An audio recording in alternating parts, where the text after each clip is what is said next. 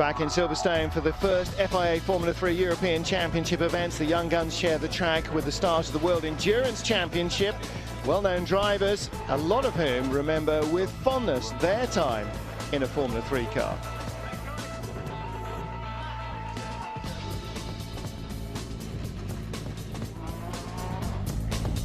When I was there, and I think it's similar now, that is really professional. The level of the teams is very high, the level of the drivers is very high, and I always thought and think if you make it in Formula 3, if you have one or two good seasons there, you can hope for a career in racing. Formula 3 is, for me, it's the fundament of any professional career in motorsport. I mean, it's the best series. It was back then, and it still is. I think it's really the first category where you can actually work a little bit like in Formula 1. For the driver and the teams, you know, keeping a reasonable budget, you can really work hard and go a lot into detail. I think it's a really good school.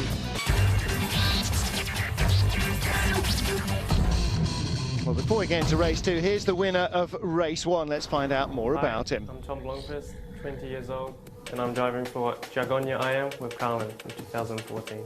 Up until now, although my father is a world rally champion, I have been in circuit racing the whole way, you know. I started in go-karting like probably almost every other race driver, and then progressed into Formula Renault, and then Formula 3, and I've been in Formula 3 for a couple of years now. So yeah, well, that's what's brought me to the stage I'm at now, competing with Carlin in this year's championship. Yeah, well, this year I have some new support. Jagonia IM, KFC in Indonesia, together with Carlin. So this year should be really good. I mean, I'm very fortunate to have the support of these guys. Without them, you know, I most probably wouldn't be racing this year. So I owe them a lot, but I'm really looking forward to the year. I mean, F3 has produced so many top drivers in the past, and I think it's time that, you know, they start producing some very good drivers again. But with the FIA behind it and what the organisers have done this year, last year, it's quite a special championship. So I'm really looking forward to getting this year started. Blomqvist starting third on the grid for race 2. Nicola Latifi second, but our poleman Esteban Ocon. It is really important everywhere, but also here, I want to say, but because you got a lot of fast corner, and for sure when you are behind, it's hard to be close to the guy in front. Ocon on the right-hand side of the grid, starting from pole position. He knows how important it is, and equally important when you're on pole is to make use of it. He gets a great start. Nicola Latifi slots into second place. Blomqvist in fourth, got jumped at the start by Antonio Fuoco. So the top 3 cars, all from the Prema power team, and the yellow and red car of the Carlin driver Tom Blomqvist, with Jordan King, his blue Carlin teammate, going around the outside, challenging him for fourth place. The lead trio breaking away as Blomqvist in yellow and King in blue dice for fourth place. Little further back, the yellow car, Antonio Giovinazzi attacking Dennis van der Laar.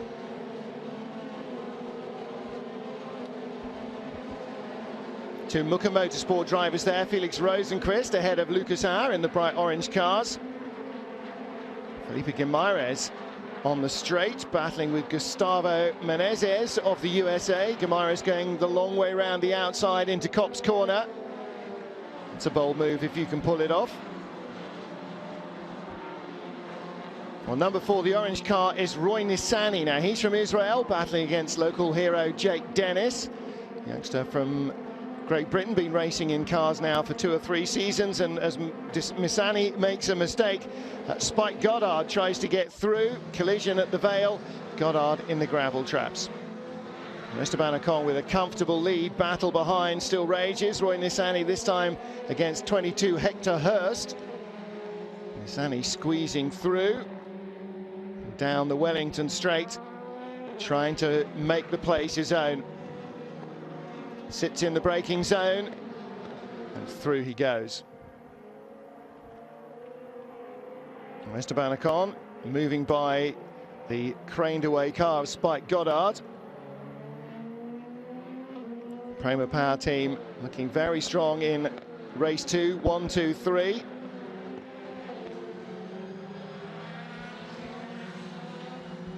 Tom Blomqvist still holding off Jordan King. And they're dropping away from third place as they battle for fourth. Michele Beretta in the Euro International team running out of road momentarily. Ocon with the red helmet, a long way clear, has to have a long look in the mirror to see where his teammates are. Second and third, they're not going to be much of a challenge to him from that distance. Little trio here, Gustavo Menezes, Felix Rosenqvist and Mitch Gilbert, the Aussie. Good battle between the trio for 16th place, but everything counts. Sean Gelael from Indonesia passing Michele Beretta. That's a change for 20th. Rosenqvist goes around Mitch Gilbert,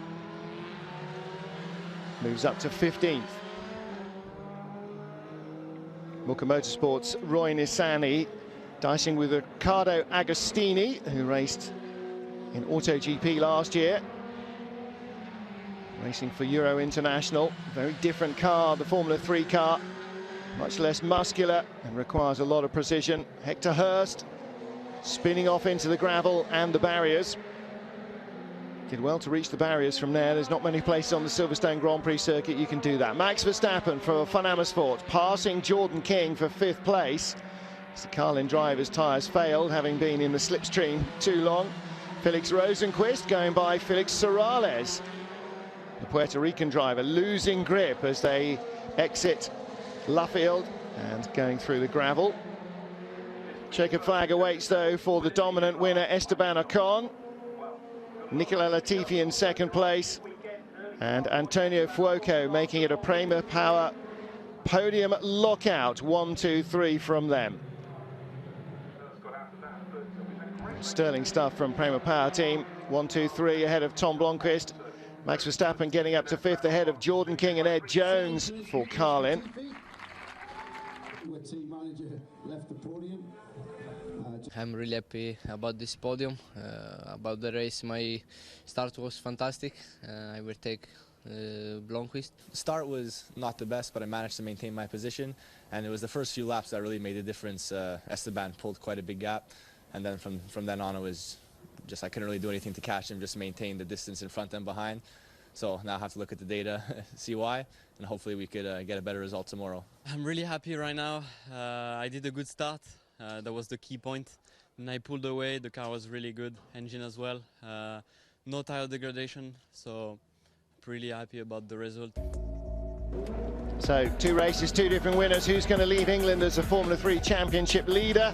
Stay with us to find out after the 3rd and final race of the Formula 3 European Championship at Silverstone. Coming up.